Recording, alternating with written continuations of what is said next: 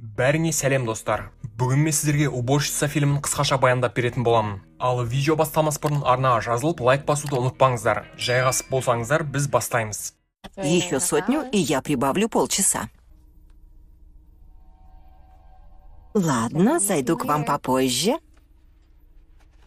Элис үйінде косметолог болып жұмыс жасайды. Әйел ерекше сексуалды аурумен ауырады. Мәселенің бәрі ол үйленген еркектермен жақындасуын тоқтата алмауда. Ішкіштер бар, наркомандар бар, ал бұл жердегі әйел үйленген сосискаларға тәуелді. Ол еркектердің оған бола өздерінің әйелдерін тастап кетпейтінін жақсы біледі. Бірақ ол сонда да өзінің бұл әдетін тоқтата алмайды. Өзінің проблемасынан арылу үшін ол тіпті арнайы курсқа жазылды. Сосискалық тәуелділіктен құтылатын. Бір күні Элис үйіне сантехникті шақыруға мәжбүр болды. Және басқарма оның үйіне беті күйген бір түрлі қызды жіберді. Шерли. Элис оны бұрын көрген. Олар коридорда Шерли еден жуып жатқан кезде соқтығысып қалған. Элис үйінде косметолог болып жасағасын, клиенттер кеткеннен кейін үйді тазалауға біраз уақыт кетеді. Сондықтан ол Шерлиді үйіне уборщица етіп қабылдауды шешеді. Шерли біраз ойланғаннан кейін бұл ұсынысқа келіседі. Айтқандай, сейсенбі күні Шерли жұмысқа келеді. Және тіпті Элистің клиенттерінің бірін шошытып алады. Шерли тазалықпен айналысып жатқанда, Элис ванна қабылдайды. Ол өзінің кезекті Майкл есімді әйелі бар ойнасымен қалай ажырасуға болатынын ойлануда.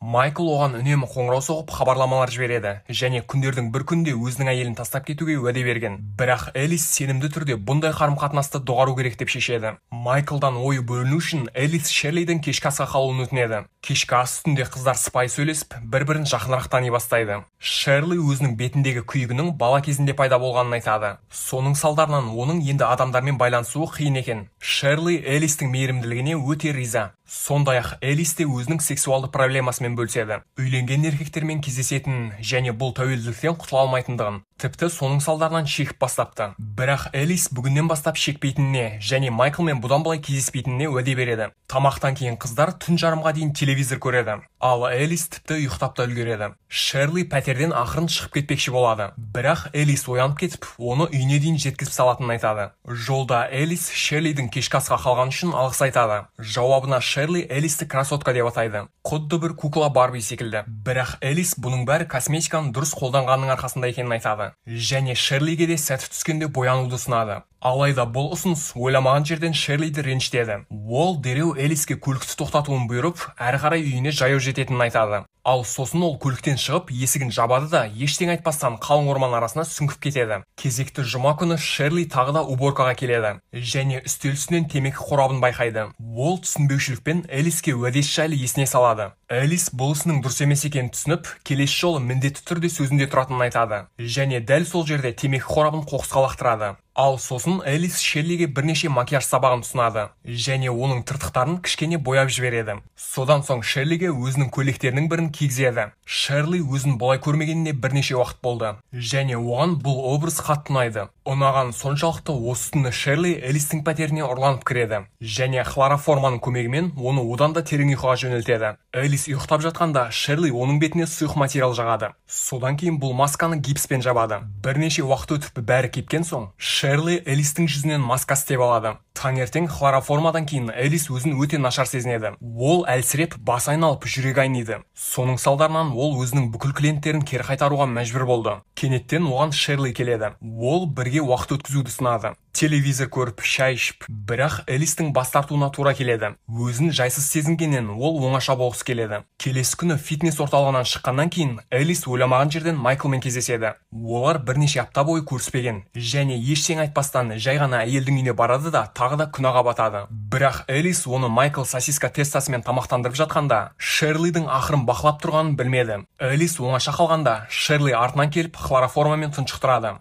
Ал сосын оның телефонымен Майклға хабарлама жолдайды. Онымен тағы да кездескісі келедіміз. Қуанышты хабарламаны көрген Майкл ойнасына төрт аяқтап жүгіреді. Бірақ ол енді үйге кіре бергенде Шерли оны да құлатады. Сәл кейінірек Элис есіне келгенде, ол қолына байланған асхана пышағын байқайды. Ал қасында пленкаға толықтай оралған Майкл жатыр. Шерли Элистің проблемасынан мәңгілікке құтылғанын қалайды. Және бұл үшін ол өз қолымен Майклды өлтіру керек. Элис әрине мұны жасақсы келмейді. Және сол кезде Шерли кислотаға толы банканы шығарады да, оны Майклдың жанды жеріне құяды. Ол егер Элис өз ісін жасамаса, Майклдың сағаттар бойы жаны қиналатынын ескертеді. Элис көз жасын бұлап, Шерлиден жайна қалдыруын өтініп, Майклды өлтіруден бас тартады. Және сол кезде Шерли кислотаны Майклдың аузына құяды. Элис ақыры оның қиналғанына шыдап тұра алмай, Шерлидің ұсынысына келісіп, оны азапталудан босатады. Содан соң Шерли Элиске енді сен мінсізсің дейді де, әлде бір наркотикті күре тамырына салады. Бұдан бірнеше жыл бұрын кішкентай Шерли асханада отырып сорпа ішіп жатыр. Оған анасы дайындалу керек екенін есіне салып, барып көйлегін киюді бұйырады. Шерлидің анасы қызының сұлулығына қатты мән береді және оның бетін бояйды. Ал Шерли анасына мұны бұдан әрі жалғастыра алмайтынын айтады. Бірақ жауабына тек шапалақ алады. Сәл кейінірек Шерлидің бөлмесінің есігі ашылады. Оған бойы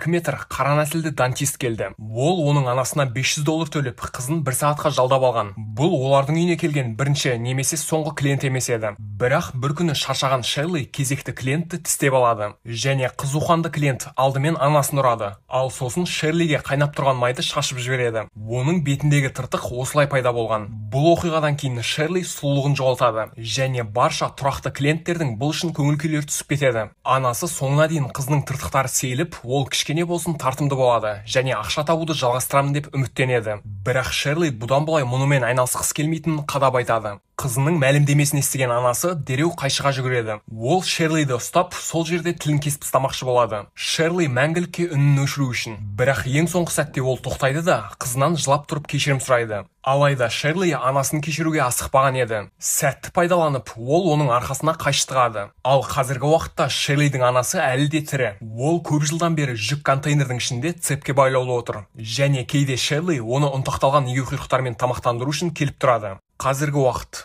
Шерли Элисті жол дорбасына салып, оны Майклдың көлігінің багажнигіне артады. Ал сосын өзінің үйіне алып кетеді. Бұл уақытта өзінің күйеуін аңдып отырған Хелена Майклдың көлігінің ізіне түседі. Ол біраз уақыттан бері күйеуіне күдіктеніп жүрген болатын. Көзіме шөп салып жүр деген оймен. Ол күйеуінің жартыдан көп мүлкіне ие болу үшін сотқа тікелей айғақ керек. Енді ғана Шерлидің үйіне апаратын бұрысқа келгенде Хеленаның бензині таусылып қалады. Соңында Хелена әлдебіреу көмектесер деген оймен жол жиегінде сағаттар бойы тұрады. Және расымен біреу келіп тоқтайды. Жылы жүзді шал Хеленаның көлігіне жанармай құяды. Тіпті одан ешқандай ақша алмайды. Шал айтады: "Бүгін таңертең маған жаратушыдан аян келді. Ол менің бүгін азапталушыға көмектесетінімді айтты. Бірақ бұның саршашты сұлу қыз екенін айтпады." Содан кейін бейтаныс еркек Хеленаға сәтті жол тілеп кетіп қалады. Ақыры Хелена жолын жалғастырады. Күйеуінің көлігін әлде бір жартылай қираған үйдің алдынан көріп, көлікті дереу тоқтатады да, ол бір түрлі үйге қарай бет алады. Бұл уақытта үйдің ішіндегі Элис есін жинаған еді. Сөйтсе ол лас ваннада байлаулы тұр екен. Хелена Элистің айқайын естіп, дереу оған көмекке келеді. Элис одан тез арада босатуын өтінеді, бірақ арқан мықтап байланған. Және Хелена жылдам түрде кухнядан пышақ әкелуге кетеді. Элиске келген Хелена күйеуімен ойнастық жасаған дәл осы қыз екенін байқайды. Ол біраз уақытқа кідіріп қалады, бірақ соңында бәрібір Элисті босатады. Елена евенш тамам ауырып кетті. Елена күйеуінің қайда екенін және оның көлігі неліктен үйдің алдында тұрғанын түсіне алар емес. Элис Майклге не болғанын білмейтін кейіп танытады. Ол өзін есі ауысқан адам өлтіруші ұрлап кеткенін және олар бұл жерден дереу жоқ болу керек екендерін айтып ескертеді. Елена мен Элис үйден почти қашып шығады. Бірақ соңғы сәтте оларды Шерли күрекпен қарсы алады. Ол Еленаның аяғын жарақаттайды да, басына бірнеше соққы дарытып, оны келесі өмірге жөнелтеді. Ал Элис тығылуға тырысып артқа жүгіреді. Және Шерли оны іздеуге кеткенде, ол Еленаның қалтасынан көліктің кілтін алады. Элис үйден қашып шығады да, оның көлігіне секіреді.